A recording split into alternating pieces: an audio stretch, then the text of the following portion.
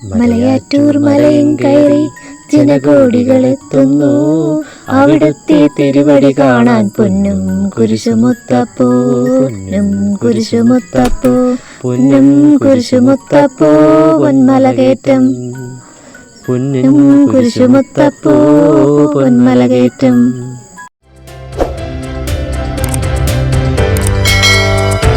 Hi കൂട്ടുകാരെ, സൈഗൂസ് വിഷൻ്റെ പുതിയൊരു വീഡിയോയിലേക്ക് എല്ലാ കൂട്ടുകാർക്കും സ്വാഗതം. ഇന്നത്തെ ഞങ്ങളുടെ വീഡിയോ ഒരു സ്പെഷ്യൽ വീഡിയോ ആണ്. ഒരുപാട് നാൾ കൊണ്ട് ഞങ്ങൾ ആഗ്രഹിക്കുന്ന ഒരിടമാണ് മലയാറ്റൂർ പള്ളി. ഞങ്ങൾ കുറേ നാളുകൊണ്ട് ഇവിടെ വരണം, കുരിശുമല കയറണം എന്നൊക്കെ ആഗ്രഹിക്കുന്നു. എല്ലാത്തിനും അതിൻ്റെതായ സമയമുണ്ട് എന്ന് പറയുന്ന പോലെ ഞങ്ങൾക്കുടെ സമയം എന്ന് പറയുന്നത് ഈ വർഷത്തെ ദുഃഖ വെള്ളിയാഴ്ചയായിരുന്നു. അങ്ങനെ ഈ വർഷത്തെ ദുഃഖ വെള്ളിയാഴ്ച ഞങ്ങൾ മലയാറ്റൂർ പള്ളിയിലെത്തി. നമ്മുടെ എറണാകുളം ജില്ലയിലെ പെരിയാർ നദിയുടെ തീരത്താണ് മലയാറ്റൂർ പള്ളി സ്ഥിതി ചെയ്യുന്നത്. ഈ നിങ്ങൾ കണ്ടുകൊണ്ടിരിക്കുന്ന മലയാറ്റൂർ പള്ളി എന്ന് പറയുന്നത് തോമാസ് ലീഹ വന്നു സ്ഥാപിച്ചു എന്ന് കരുതപ്പെടുന്ന പഴയ പള്ളിയും പുതിയ പള്ളിയും അടുത്തടുത്ത് തന്നെയാണ് ഉള്ളത്. ഇതിൽ പഴയ പള്ളി ഇപ്പോൾ നിത്യ ചാപ്പലായിട്ട് ഉപയോഗിക്കുന്നു. നമ്മൾ ഈ കയറി പോകുന്നത് പുതിയ പള്ളിയാണ് കേട്ടോ. 2012 ഈ പുതിയ പള്ളി പണി തീർത്തത് കേട്ടോ. നമ്മുടെ മലയാറ്റൂരിൽ തോമസ് ലീഹയുടെ പേരിൽ 2 പള്ളിയാണുള്ളത്. ഒന്ന് നിങ്ങൾ ഈ കണ്ടു കഴിഞ്ഞതും പിന്നെ നമ്മുടെ കുരിശുമുടിയിലുള്ള തോമസ് ലീഹയുടെ പള്ളി. ഈ നടന്ന് കയറി പോയിക്കൊണ്ടിരിക്കുന്നത് കുരിശുമുടിയാണ്. നമ്മുടെ താഴ്വാരമാണ്, കുരിശുമുടി താഴ്വാരമാണ് നിങ്ങൾ ഈ കണ്ടുകൊണ്ടിരിക്കുന്നത്. ആംബുലൻസ് സർവീസും കാര്യങ്ങളും എല്ലാം ഇവിടെ ഉണ്ട് കേട്ടോ. എന്ന് പറഞ്ഞാൽ എന്തിനും സേഫ്റ്റി ആയിട്ടുള്ള എല്ലാ സൗകര്യങ്ങളും ഇവിടെ തന്നെ ചെയ്തിട്ടുണ്ട് പള്ളി വകയായിട്ട്. അപ്പോൾ അത് കഴിഞ്ഞ് നമ്മൾ ഈ നടന്ന് ഈ വരുന്നതുണ്ട്. ഇതൊക്കെ എന്ന് പറയുമ്പോഴത്തേക്ക് ഒരുപാട് പേര് അവരുടെ ആ ത്യാഗത്തിൻ്റെ ആ പ്രതീകമായി വെള്ളിയാഴ്ച അവരുടെ ത്യാഗത്തിൻ്റെ ഒരു പ്രതീകമാണല്ലോ കുരിശു ചുമക്കുക എന്നുള്ളത്, അല്ലെങ്കിൽ കുരിശുമല കയറുക എന്നുള്ളത്. അങ്ങനെയാണ് കേട്ടോ. അപ്പം ഞങ്ങൾ ഇന്നത്തെ വീഡിയോയിൽ ഞങ്ങൾ പറയുന്നത് ഞങ്ങളുടെ കുരിശുമല തീർത്ഥാടനമാണ്, ഞങ്ങൾ പോയ ഞങ്ങളുടെ യാത്രയാണ് കേട്ടോ. അപ്പം ഞങ്ങൾ തിരുവനന്തപുരം ജില്ലയിൽ നിന്നാണ് നമ്മുടെ എറണാകുളം ജില്ലയിലുള്ള മലയാറ്റൂർ കുരിശുമുടിയിലേക്ക് വരുന്നത്. ഞങ്ങൾ പെസകാവേഴത്തിന് അന്ന് ഏകദേശം ഒരു 4 മണിയായപ്പോൾ വീട്ടിൽ നിന്ന് ഇറങ്ങിയിട്ടുണ്ടായിരുന്നു. സ്വന്തം ഓട്ടോയിലാണ് വന്നത്, ഞാനും അനിയനും അനിയത്തിയും അതുകൂടാതെ തന്നെ മോളും. അങ്ങനെ ഞങ്ങൾ 5 പേരടങ്ങിയ സംഘമാണ് കേട്ടോ ഞങ്ങൾ ഇവിടെ നിന്ന് വരുന്നത്. ഞങ്ങൾ വരുന്ന വഴിക്ക് തന്നെ കടയൊക്കെ എങ്ങനെയാണെന്ന് അറിയാത്തതുകൊണ്ട് ഫുഡൊക്കെ കൊണ്ടുവന്നു. പിന്നെ ഞങ്ങൾ നേരെ വന്നത് നമ്മുടെ മലയാറ്റൂരുള്ള താഴത്തെ പള്ളിയിലാണ്. അവിടെ ഞങ്ങളൊരു 12:30 മണിയായപ്പോൾ എത്തി. അപ്പോൾ ഞങ്ങൾക്ക് പെരിയാറിലിറങ്ങി ഫ്രഷ് ആവാനൊന്നും പറ്റിയില്ല. ഞങ്ങൾ പിന്നെ അവിടെ പള്ളിയിൽ കയറി അവിടെ എല്ലാം പ്രാർത്ഥിച്ചു ഇറങ്ങി എല്ലാം കഴിഞ്ഞ ശേഷം അവിടെ തന്നെ റെസ്റ്റ് ചെയ്ത ശേഷം 3 മണിയായപ്പോൾ എഴുന്നേറ്റ് അവിടെ തന്നെ ബാത്റൂം സൗകര്യങ്ങളൊക്കെ എല്ലാം ഉണ്ടായിരുന്നു. അവിടെ നിന്നാണ് ഫ്രഷായിട്ട് കയറി വന്നത് കേട്ടോ. ഫ്രഷായി നമ്മൾ അവിടെ നിന്ന് ഇറങ്ങിയപ്പോൾ നല്ല ബ്ലോക്കായിരുന്നു. അപ്പോൾ വണ്ടി ഞങ്ങൾ പള്ളിയുടെ അവിടെ തന്നെ പാർക്ക് ചെയ്തിട്ട് ആ ഇടം മുതലേ ഞങ്ങൾ നടന്നാണ് നമ്മുടെ അടിവാരം 2.5 ഭാഗത്തോളം ആ റോഡ് നടന്ന് അടിവാരത്ത് വന്നിട്ടാണ് ഞങ്ങൾ പിന്നെ ഈ കുരിശുമല കയറി തുടങ്ങുന്നത് കേട്ടോ. അപ്പം ഞങ്ങൾ ഒരു 5 മണിയോളം അടുപ്പിച്ചെന്ന് തോന്നുന്നു നമ്മൾ കുരിശുമല 5 മണി കഴിഞ്ഞു. നമ്മൾ അവിടെ നിന്ന് കുരിശുമല ഒരുപാട് പേര് ഈ കൂട്ടത്തിൽ നമ്മളോട് നടക്കാനുണ്ടായിരുന്നു. എന്ന് പറഞ്ഞാൽ അത് ഈ ബ്ലോക്ക് കാരണം, ബ്ലോക്ക് 2 ദിവസം മുമ്പേ തുടങ്ങിയതാണെന്നാണ് പറയുന്നത്. പെസഹാവ്യാഴം ദുഃഖവെള്ളി ഈസ്റ്റർ ഈ സമയങ്ങളിൽ ഇവിടെ ഇങ്ങനെയാണെന്നാണ് സാധാരണ പൊതുജന സംസാരം കേട്ടോ. അതെ, കാരണം ലക്ഷക്കണക്കിന് ആളുകളാണ് ഈ ദുഃഖവെള്ളിയോടനുബന്ധിച്ച് അന്ന് വരുന്നത്. കാരണം ഈശോ സഹിച്ച പീഡാസഹനത്തെ ഓർത്തുകൊണ്ടാണ് ഈ ദിവസം കുരിശു ചുമക്കുന്നത്. അപ്പൊ നിങ്ങൾ ഈ കണ്ടുകൊണ്ടിരിക്കുന്ന ആ ഒരു മനസ്സിലായിക്കാണ് എന്തുകൊണ്ടായിരിക്കും ഇവിടെ ഇങ്ങനെ ബ്ലോക്ക് വരുന്നത്. പറഞ്ഞാൽ ഇതുപോലുള്ള നേർച്ചയായിട്ടൊക്കെ വരുമ്പോഴത്തേക്ക് ഈ റോഡ് ബ്ലോക്ക് ആവും. അപ്പൊ അത് സ്വാഭാവികമാണ്. അതുകൊണ്ട് നമ്മൾ ഈ വരുന്ന ആൾക്കാർ ഉറപ്പായിട്ട് നമ്മളൊന്ന് സഹകരിച്ചേ പറ്റൂ. എല്ലാവരും സഹകരിക്കുന്നുണ്ടായിരുന്നു. ആരും അന്നേരം നേർച്ചയാണല്ലോ. അപ്പൊ നേർച്ചയായിട്ട് ഇതിങ്ങനെ വരുമ്പോഴത്തേക്ക് അതിനെ നമ്മൾ തടസ്സപ്പെടുത്താൻ പാടില്ല എന്നുള്ള രീതിയിൽ എല്ലാവരും അതനുസരിച്ചുള്ള സഹായങ്ങൾ അവർക്ക് ചെയ്തു കൊടുക്കുക ചെയ്യുന്നത്. ഓക്കെ, നമ്മളിതാ ഇത് നോക്കി, ഇത് ഞാൻ ആദ്യമായിട്ടാണ് കേട്ടോ ഇങ്ങനത്തെ ഇത് കാണുന്നത്. കൊള്ളാമായിരുന്നു എന്നല്ല, നമുക്ക് ആ ഒരു ത്യാഗപൂർണ്ണം അല്ലെങ്കിൽ ത്യാഗം, അതെ, അത് കൂടി ഒരു വിശ്വാസം എന്ന് പറഞ്ഞാൽ നമുക്കും ഒരു ഊർജ്ജം നൽകും കേട്ടോ. നമ്മളിത് കാണുമ്പോഴത്തേക്കാണ് നമുക്കും ഒരു ബ്ലഡൊക്കെ ഒന്ന് നമുക്കൊരു പോസിറ്റീവ് ആവും കേട്ടോ. അവരെത്ര കഷ്ടപ്പെട്ടാണ്, അവരെന്ന് മാത്രമല്ല, അപ്പൊ നമ്മൾ നോക്കും നമ്മുടെ ഈശോയും എത്ര കഷ്ടപ്പെട്ടാണ് നമുക്ക് വേണ്ടി ത്യാഗമൊക്കെ സഹിച്ചത് എന്നുള്ളത് കേട്ടോ. അങ്ങനെ ഇതൊക്കെ കണ്ട് ഏറ്റവും കൂടുതലും ഈ നേർച്ചയായിട്ട് കുരിശ് ചുമന്നുകൊണ്ട് വരുന്നത് ദുഃഖ വെള്ളിയാഴ്ചയാണ് കേട്ടോ. അത് എല്ലാവരും അല്ല, അതിനു മുമ്പും പള്ളികളിൽ ആഗ്രഹം ഉണ്ടായിരുന്നു കേട്ടോ. പക്ഷെ നമുക്ക് ഇതുവരെ എനിക്കിത് പറ്റിയിട്ടില്ല. ഏതെങ്കിലും കാലത്ത് പറ്റുമായിരിക്കും. അപ്പോൾ എന്തായാലും ഞാൻ ഇതൊക്കെ കണ്ടപ്പോഴത്തേക്ക് എനിക്കും തോന്നിയായിരുന്നു, എന്നാണോ അതൊരു എന്നെ കൊണ്ട് പറ്റുന്നത്, എനിക്കിതുപോലൊരു കുരിശ് ഒരു സ്വന്തമായിട്ടാണെങ്കിലും ഒരു കുരിശ് കൊണ്ടുപോകണമെന്ന് എനിക്കൊരാഗ്രഹം തോന്നിയായിരുന്നു. മുന്നേ എനിക്ക് തോന്നിയിട്ടുള്ളതാണ്. അതെ, നമ്മൾ ഈ സാധാരണ പോകുമ്പോൾ നമ്മുടെ താഴെ ഷോപ്പിൽ നമുക്ക് ഇങ്ങനെ വാങ്ങിക്കാൻ കിട്ടുമല്ലോ കുരിശും രൂപങ്ങളും. അങ്ങനെയാണ് നമ്മൾ വാങ്ങി വെക്കുന്നത് കേട്ടോ. നമ്മുടെ ഈ പോകുന്നതിന് മുമ്പ് തന്നെ അടിവാരത്തായിട്ട് ഷോപ്പുകളൊക്കെ ഉണ്ടായിരുന്നു. അത്യാവശ്യം വേണ്ട നേർച്ച വസ്തുക്കളും രൂപങ്ങളും ഒക്കെ താഴെ കിട്ടുമായിരുന്നേ. അങ്ങനെയാണ് കേട്ടോ. നമ്മൾ ഇതാ ഇങ്ങനെ നടന്ന് പൊയ്ക്കൊണ്ടിരിക്കുകയാണേ. നമ്മുടെ ഈ കുരിശുമുടി അതായത് മലയാറ്റൂർ മുഗൾ പള്ളി ഉണ്ടല്ലോ, മലയാറ്റൂർ പള്ളി എന്ന് പറയുമ്പോഴത്തേക്ക് നമ്മുടെ വത്തിക്കാൻ അന്താരാഷ്ട്ര തീർത്ഥാടന കേന്ദ്രങ്ങളിൽ ഒന്നായിട്ട് ഇതിനെ അംഗീകരിച്ചിട്ടുണ്ട് കേട്ടോ. അത് എന്ന് പറഞ്ഞാൽ ഇപ്പോൾ അത് ചില്ലറ കാര്യമല്ല. നമ്മളിങ്ങനെ ഒരു ദേവാലയം ഇത്രയും ലോകമെമ്പാടും അറിയപ്പെടുന്ന രീതിയിലുള്ള ഒരു ദേവാലയമായി മാറുക എന്നുള്ളതല്ലേ. നമ്മുടെ ഈ തീർത്ഥാടനത്തിന് ജാതി മത ഭേദമന്യേ എല്ലാവരും പങ്കെടുക്കാറുണ്ട് കേട്ടോ. എല്ലാവരും വന്ന് മുത്തപ്പനെ കാണാറുണ്ട്. ഒരു നിയോഗം മനസ്സിൽ ആഗ്രഹിച്ചുകൊണ്ട് മുത്തപ്പനെ കാണണമെന്നാണ് പറയുന്നത്. എന്നാൽ ആ ആഗ്രഹം മുത്തപ്പൻ സാധിച്ചു തരുമെന്നാണ് പറയുന്നത്. ആ ഒരു നിയോഗം മനസ്സിൽ വെച്ചുകൊണ്ടാണ് പല ആളുകളും കുരിശ് ചുമന്ന് മുത്തപ്പനെ കാണാനായിട്ട് കയറി പോകുന്നത്. ഇത് നോക്കിയാൽ ഇത് എറണാകുളത്ത് നിന്ന് വന്ന ഒരു ചേട്ടനെന്നാണ് നമ്മുടെ അറിവ് കേട്ടോ. എന്തെന്ന് പറയുമ്പോഴത്തേക്ക് കുരിശ് എറണാകുളത്ത് നിന്ന് വന്ന ഒരാളാണ് നേർച്ചയായിട്ട് കുരിശ് ചുമന്ന് കാൽനടയായിട്ട് ചെരുപ്പ് പോലും ഇല്ലാതെ യേശുവിൻ്റെ രൂപം അതുപോലെ തന്നെ ചെയ്തുകൊണ്ട് ഒരു അത്രയും പറ്റിയില്ലെങ്കിലും ആ ചേട്ടനെ കൊണ്ട് പറ്റുന്ന രീതിയിലുള്ള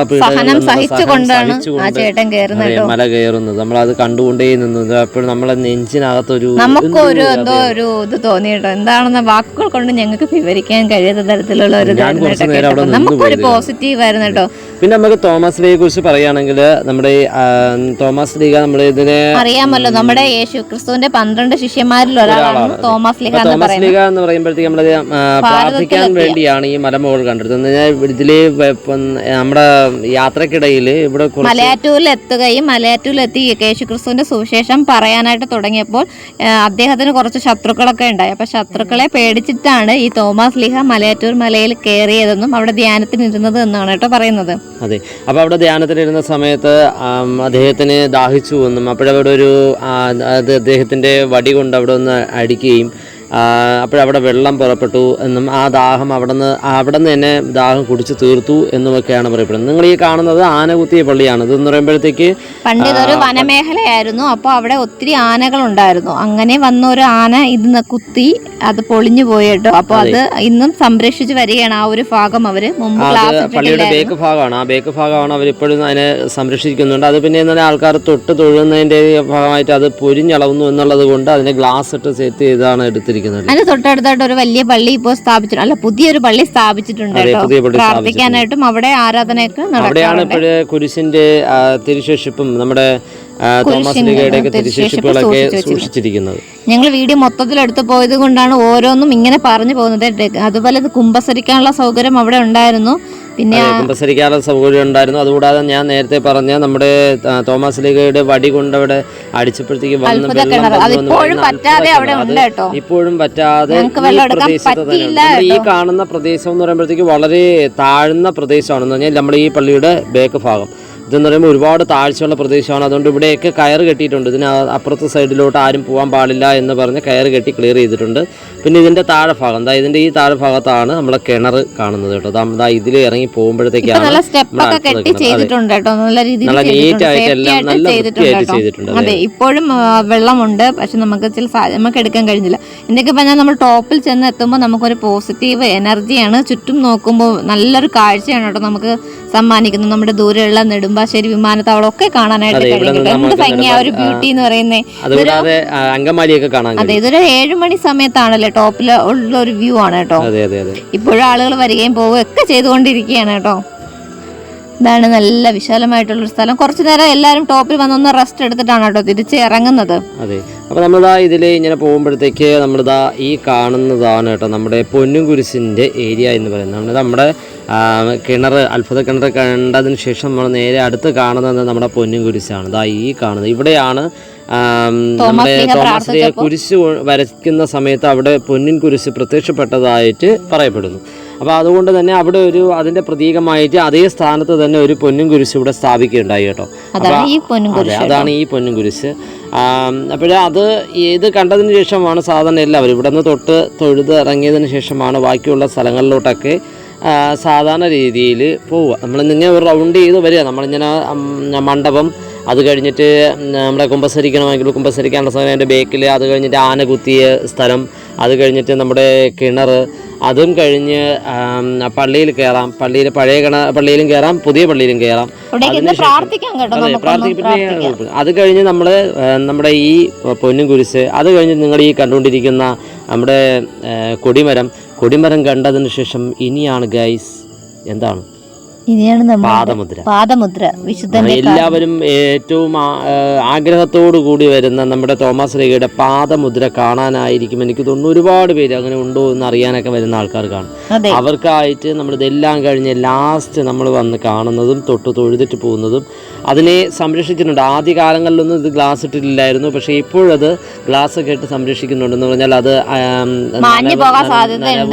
പാറയാണല്ലോ, അപ്പൊ അതിന്റെ ഇളവി മാഞ്ഞു പോവാതിരിക്കാൻ വേണ്ടി ഇത് മാത്രമല്ല മിക്ക സ്ഥലങ്ങളും അങ്ങനെ തന്നെയാണ്. മിക്ക സ്ഥലങ്ങളും ഇപ്പോഴും സംരക്ഷിക്കും. പിന്നെ ഇവിടെയൊക്കെ എല്ലാം ഇറങ്ങി പോകാനുള്ള സൗകര്യം കൈവേലികളും ഒക്കെ പറയാതിരിക്കാൻ പറ്റത്തില്ല. എന്നാൽ ഒരുപാട് ഇപ്പൊ സംരക്ഷണ വേലിയും അങ്ങനെയുള്ള ഒരുപാട് കാര്യങ്ങൾ ഒരുപാട് പേർക്കായിട്ട് നമ്മുടെ ഇവിടെ വരുന്ന ആൾക്കാർക്കായിട്ട് സേഫ്റ്റി ആയിട്ട് നമ്മുടെ വന്ന് പോകാൻ കഴിയുന്ന രീതിയിലുള്ള ഒരുപാട് കാര്യങ്ങൾ ഇപ്പൊ ചെയ്തിട്ടുണ്ട്. മലയാറ്റൂർ കുരിശുമലയിലും 1-ാം സ്ഥാനം മുതൽ 14-ാം സ്ഥാനം വരെയാണ് ഉള്ളത്. അപ്പോൾ എല്ലാ സ്ഥാനങ്ങളിലും നമ്മൾ കയറി മെഴുകുതിരിയൊക്കെ കത്തിച്ച് പ്രാർത്ഥിച്ച് തന്നെയാണ് കേട്ടോ ഞങ്ങൾ പോയത്. ഞങ്ങളുടേതായ രീതിയിൽ ഞങ്ങൾ പ്രാർത്ഥിച്ച് നിയോഗങ്ങളൊക്കെ സമർപ്പിച്ചാണ് ഞങ്ങൾ കയറിപ്പോയത്. അതെ, നമ്മൾ നമ്മളത്തേക്ക് വരുന്ന മെഴുകുതിരിയൊക്കെ കത്തിച്ച് നമുക്ക് സമാധാനപരമായിട്ട് ഇരുന്ന് പ്രാർത്ഥിച്ചിട്ടൊക്കെ ഇതാണ്. നമ്മൾ മാത്രമല്ല, സാധാരണ എല്ലാവരും അങ്ങനെ തന്നെയാണ് വരുന്നത് കേട്ടോ. അപ്പോൾ അവരുടേതായ നിയോഗങ്ങൾ നമുക്ക് ഓരോ ആവശ്യങ്ങളാണ്, അതെല്ലാം നമ്മൾ പറഞ്ഞ് പ്രാർത്ഥിച്ചിട്ടാണ് വരുന്നത്. നമ്മുടെ കഷ്ടതകളെല്ലാം നമ്മൾ മാറ്റിത്തരാൻ വേണ്ടി പ്രാർത്ഥിച്ചിട്ട് തന്നെയാണ് നമ്മൾ കയറി വരുന്നത്. അപ്പോൾ 1 മുതൽ 14 വരെ സ്ഥാനങ്ങൾ വരെ ഉണ്ട്. 1-ാം സ്ഥാനം വരെ വരാൻ വേണ്ടി ഇത്തിരി ദൂരമുണ്ട്. പക്ഷെ അത് കഴിഞ്ഞാൽ പിന്നെ ഇങ്ങനെ കയറി പോകാൻ ഏറ്റവും ടോപ്പിൽ 14-ാമത്തെ സ്ഥാനം നമ്മളെ പള്ളിയിൽ ഏകദേശം അടുത്തായിട്ടാണ്. പിന്നെ നമുക്ക് ഉച്ചഭക്ഷണവും കാര്യങ്ങളെല്ലാം ഞങ്ങൾ മല ഇറങ്ങി തിരിച്ചു വന്നപ്പോൾ ഞങ്ങൾക്ക് ഭക്ഷണത്തിനുള്ളതൊക്കെ ഉണ്ടായിരുന്നു. അപ്പോൾ ഇതൊക്കെയായിരുന്നു ഞങ്ങളുടെ മലയാറ്റൂർ യാത്രയിലെ കാഴ്ചകൾ. മലയാറ്റൂർ യാത്ര നിങ്ങൾക്ക് ഇഷ്ടമായ ലൈക്ക് ചെയ്യുക, കമന്റ് ചെയ്യുക, ഷെയർ ചെയ്യുക. അപ്പോൾ അടുത്തൊരു വീഡിയോ വീണ്ടും കാണാം. Thank you.